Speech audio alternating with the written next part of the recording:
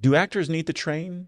And if so, should those be group classes or one-on-one with a coach? Well, never fear, because Alex and I are here to talk about this topic and more. Everyone, I'm Matthew Cuomo with Get Tape, which I co-own with my amazingly talented, beautiful wife and best friend, Brooke. Haha. Okay, depending on the market you live in, you may have tons of training options available to you, or very few. But ever since 2020, the proliferation of online training options means that no one has an excuse to not be training. Oh, and by the way, if you're enjoying this type of content where I sit down with another professional, please let me know in the comments below. It will help me to continue to evolve this channel moving forward. And Oh, we're the mall back. food court. I love it. We've talked about a million different things. Yes, we have. Again, we've known each other for such a long time, and this is always fun, and it goes in meandering, fulfilling places. So let's get back to development as an artist. You know, those first years, 2, 3, 4, 5 years, you're in class, week in and week out. Different classes. It could be a technique class, could be improv. You know, I know that was big in your early years, improv. Could be scene study, audition technique, on camera. Obviously, in the last 15, 20 years, that's been a massive increase.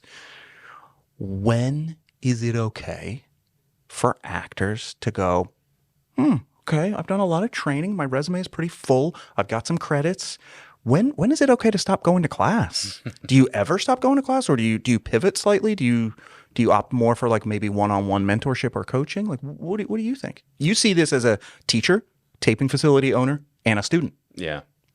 I think speaking for the Southeastern market, so I don't really know exactly the mentality of an LA or a New York actor when it comes to this, but just in terms of how we watch actors from a taping service standpoint here, many of them, I think, in the good times when there's lots of auditions, that becomes their de facto training, or, you know, I have too many auditions, I can't. And so I think that can be a danger of thinking that, well, I'm getting auditions, so clearly my craft must be at some sort of established minimum. Otherwise, I wouldn't be getting these auditions, right? There can be an ego feedback loop that might be a little dangerous. On the flip side, just because you're not booking your 0 for 75 of your last 75 auditions doesn't mean something's wrong with your craft. Right. But if you haven't done anything in years towards improving your craft or improving just your three-dimensionality as a human, yeah, then it's time to reinvestigate that. So I think in the early years, in those 0 to 5, you should endeavor to get. I talk about having like 3 voices. Get into that first class and stick to it. You know, don't be like walking through the food court and just taking sample. Because who knows, you might have gotten a cold piece of that Kung Pao chicken. Yeah. And so now you're right. It might have been a weird day that you audited that class, or that month you took that class, or that day you took that workshop.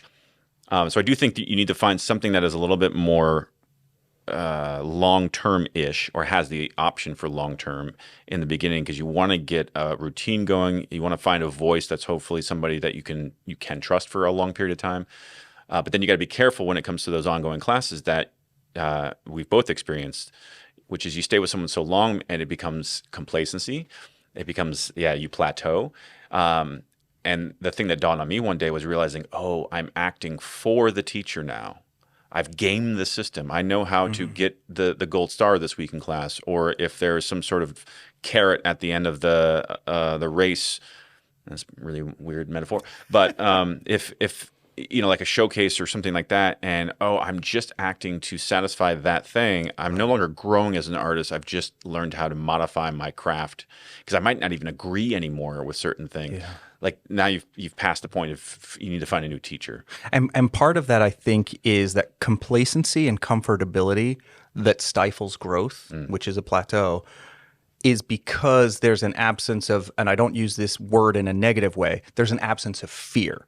And because there is toxicity that's legitimate fear, and I don't mean that. I mean the fear of stress, the fear of a new environment, new kid in school that day, like the challenge and new classes. You remember that new class smell, right? Oh my goodness! And that first time you went up and did work, you were nervous, and you know, there's 2 forms of stress, right? The negative form of stress is distress, and then the positive form of stress that helps an athlete slow down in the moment is eustress, E-U. E-U-S-T-R-E-S-S, eustress. Nobel, because Matt spelled that correctly. And that's what you're talking about is you want that, like that adrenaline, you want that challenge, you want that growth. But then we get so complacent because we're all so comfortable on gaming the system and going, well, I'm getting validation in a different way, but you're no longer growing as an artist. Yep. You're growing in that environment. You're increasing your presence or your cred in that environment, but it's not necessarily helping you grow. Yeah. Brooke and I joked about this. Like when you're in an acting workshop, like say you're taking a one-day type of workshop, there's that feeling of like, I got to win the workshop. And that same thing can perpetuate over like an 8-week or a 2-year class where it's like, you're initially, it's that I'm at the edge of my comfort zone, which is a perfect place for growth. Yeah. Right. That's where growth happens. But then the growth plateaus, but like you said, your standing in class is increasing. And so you're winning class over a long period of time. So now you realize you're at the top and that feels good. And so it can be hard to recognize that, right? It is. It can hard to recognize that your craft has plateaued, your learning has stopped.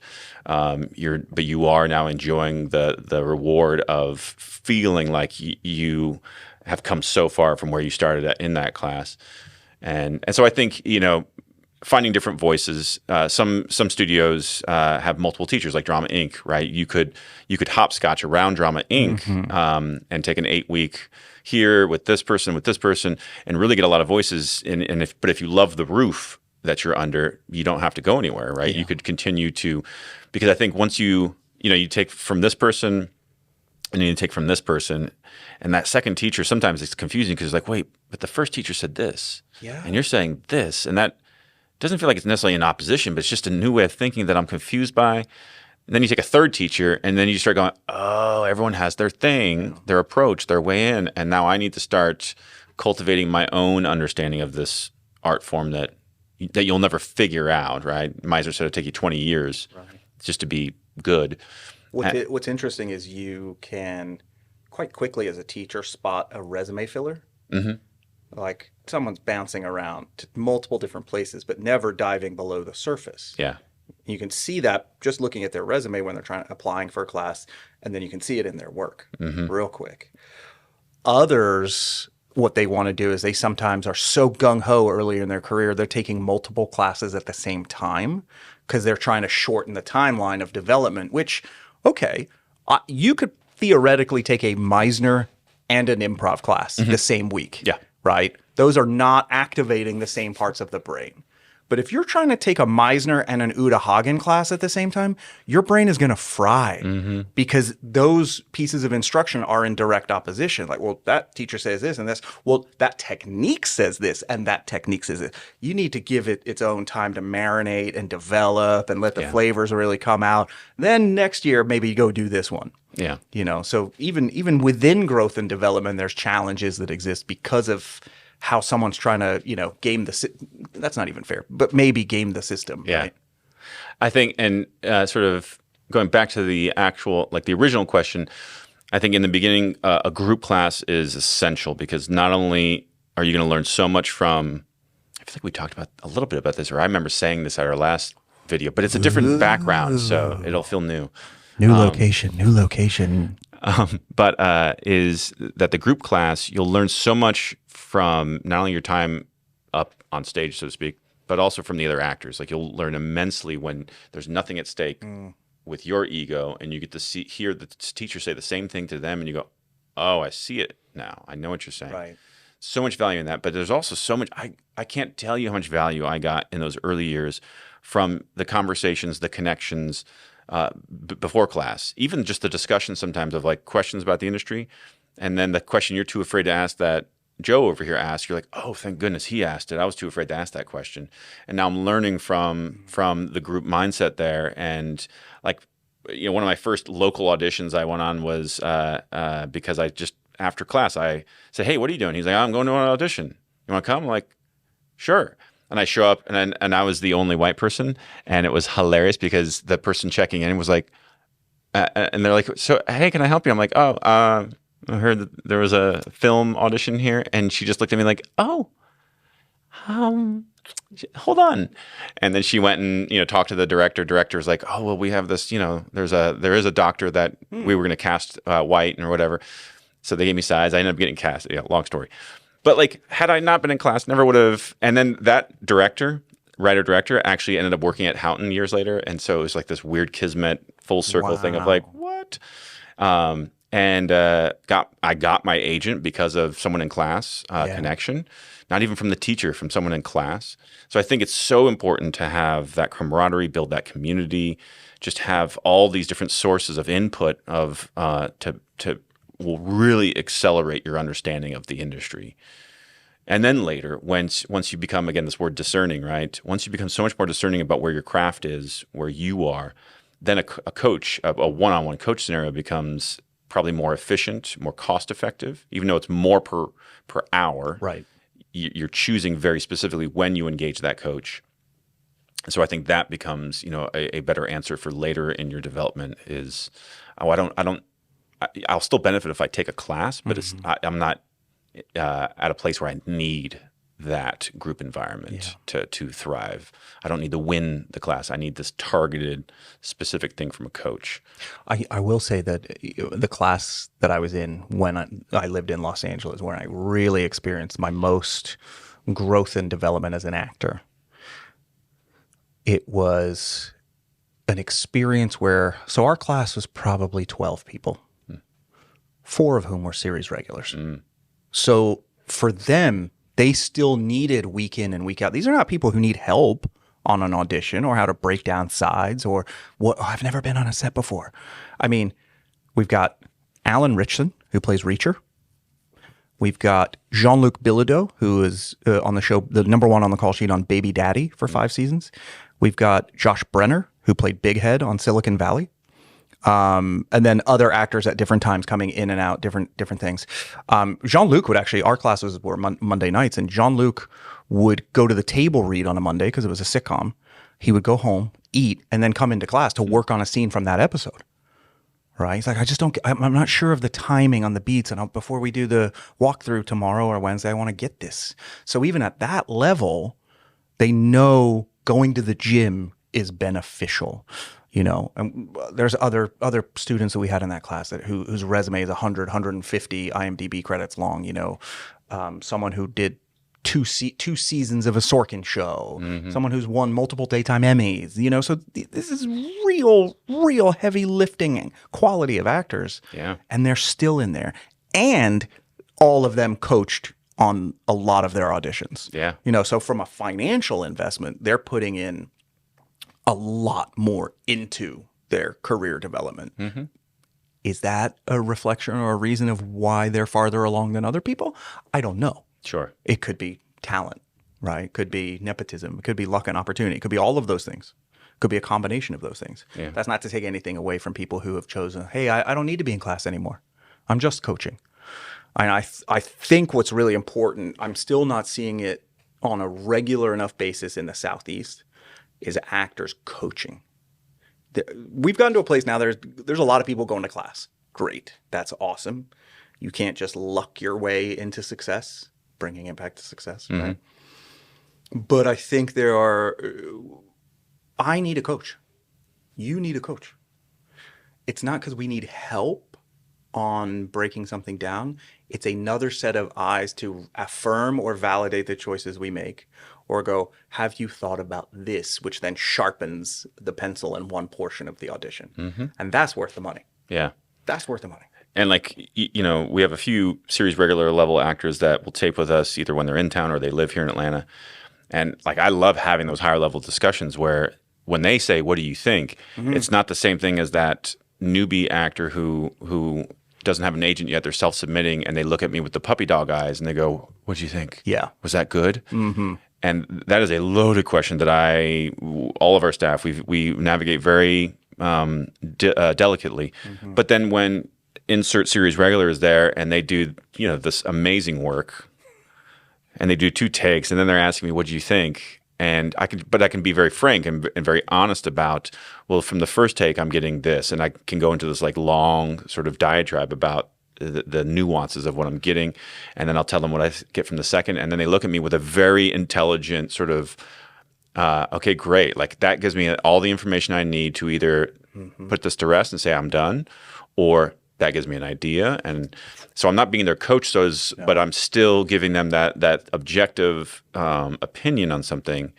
And it's why we don't offer coaching per se, because I think too many actors in the Southeast would then think that's the Band-Aid. I'm like, I'm not going to be able to coach you and tape you in 20 minutes. No. I'll be able to give you insight in 20 minutes or feedback, but you still have to have done the work. And if that requires a coach, that has to happen outside of the taping appointment. Yeah. And then I can be the one who just kind of is the bumpers in the bowling lane. And if you tell me what you and your coach were seeking from this performance, now I can give you the real-time feedback of, oh yeah, you were right there, Right. sweet spot. Or have you thought about maybe, and it might even just be a staging thing, or something about entering versus not entering. Like it might even be just something sort of incidental. But yes, I totally agree that actors have to be careful about giving up all of that, right? Giving up classes and never even doing the coaching, because they think that, I'm getting auditions, so that is, those are my reps in the gym. And it's like the people who go into the gym and maybe are using the machine wrong. You're like, yeah, you're getting reps, but I don't think you're going to build muscle that way. So let me help you maybe, or find a coach. And so yeah, it becomes an interesting thing. And like for me, for instance, I actually wrote down this morning in my notes app, I was like, I think it actually just says mime coach. I just suddenly had this interest in, I wonder if there's a class or a coach in the Atlanta area, and if there is, hit me up, that can teach me like the true fundamental art of mime. I in one of my acting classes in college, teacher brought in a mime artist or teacher, expert, master, I don't know. And just do like a 1-day thing with us in class. And, it blew my mind to watch them handle a spherical object in their hands that didn't exist.